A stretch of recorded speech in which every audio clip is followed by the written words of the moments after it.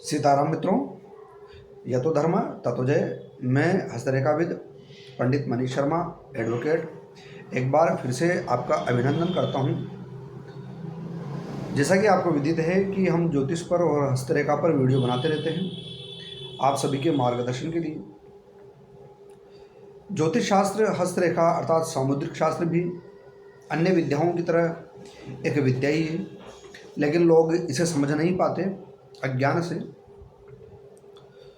तो जैसा कि हम लगातार वीडियो बना रहे हैं और आप भिन्न भिन्न प्रकार के हस्तरेखा पर वीडियो देख रहे हैं, उसी श्रृंखला में एक नया वीडियो है। ये जो हमारा अंगूठा होता है, अंगूठा, यह भी सामुद्रिक शास्त्र में महत्वपूर्ण होता है। इस अंगूठे के आकार प्रकार से भी इसमें 9 प्रकार इसके गिनाए गए हैं। इसके आकार प्रकार से भी व्यक्ति के स्वभाव, उसके लक्षण और उसकी कार्यक्षमता के विषय में जाना जा सकता है। जैसे कि हम इसकी एक अवस्था ले लेते हैं कि यदि ये अंगूठा और मित्रों, एक बंधु, एक आपसे निवेदन है कि शेयर करें ताकि लोग, अन्य जो बंधु हैं वह भी मार्गदर्शन प्राप्त कर सके, इस वीडियो का लाभ ले सके।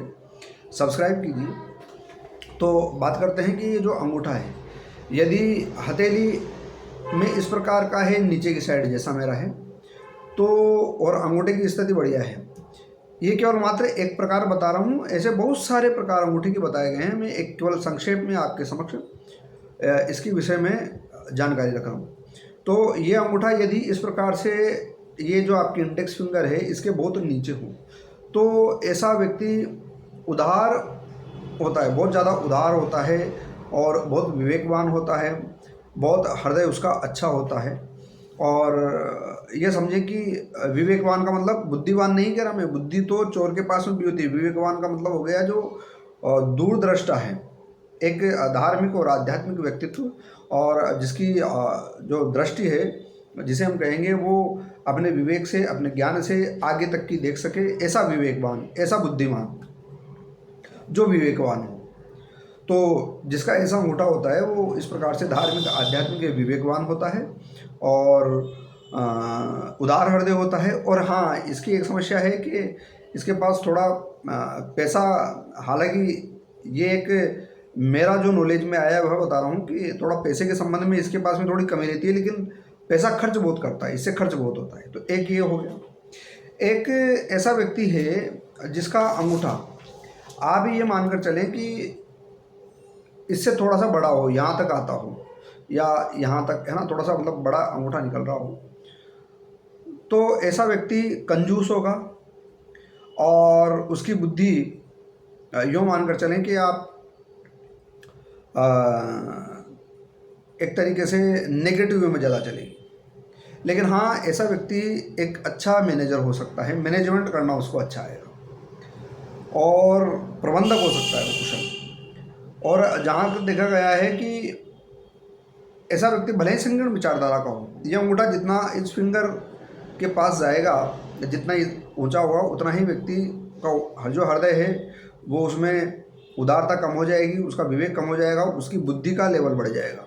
अर्थात बुद्धि जहाँ पर तीव्र गति से वो सांसारिक विषयों में लगी रहती है और सांसारिक विषयों में अच्छा प्रबंधन इसको करना आता है। एक अच्छा मैनेजर ऐसा व्यक्ति बन सकता है और जीवन में सफलता हासिल कर सकता है। और इसमें यह भी होता है कि ये दूसरों के साथ कभी कभी थोड़ा सा नेगेटिव भी हो जाता है। लेकिन जिसका अंगूठा न तो बहुत ऊंचा होता है और न बहुत ही नीचा होता है, मध्यम श्रेणी का होता है, तो ऐसा जो जातक होता है वह, आप ये मानकर चलिए कि इन दोनों को, न वो उदार होता है, न वो कंजूस होता है, न वो बहुत ज़्यादा विवेकवान होता है, न वो बहुत ज़्यादा छल कपट में पूर्ण रहता है। एक वो जीवन में सामंजस्य बैठाने की कोशिश करता है।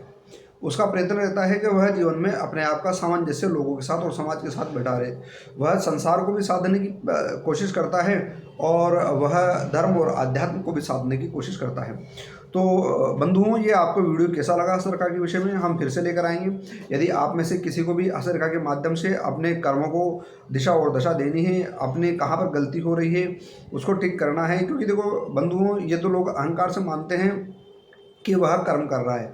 वस्तुतः कर्म तो प्रारब्ध के अनुसार, गुणों के अनुसार होता है। और जो दूसरा है, ग्रह नक्षत्र आपके कर्म करते हैं, आपको बलात् कर्मों में लगा देते हैं। भगवान कृष्ण का इस संबंध में वचन है गीता में कि गुणों के प्रभाव से और प्रारब्ध से और ग्रह नक्षत्रों के प्रभाव से जीव बलात् कर्मों में लगाया जाता है। तो यह तो धारणा निकाल देनी चाहिए व्यक्ति को, क्योंकि संसार में ऐसे लोग भी देखने में आए हैं जिन्होंने कुछ नहीं किया। जैसे कि हम पैदा ही होते हैं, हम कोई व्यक्ति है धनवान घर में पैदा हो रहा है और कोई गरीब घर में पैदा हो रहा है, तो वहाँ कौन सा कर्म सिद्धांत एप्लीकेबल हो गया। तो ऐसी बहुत सारी बातें हैं जहाँ जिन्होंने जीवन में थोड़ी सी मेहनत की और बहुत सारी सफलताएं अर्जित कर ली, और जिन्होंने जीवन में खूब मेहनत की, प्रयत्न किया, उद्योग किया, लेकिन उन्हें सफलताएं नहीं मिली। तो यह देखने में आता है।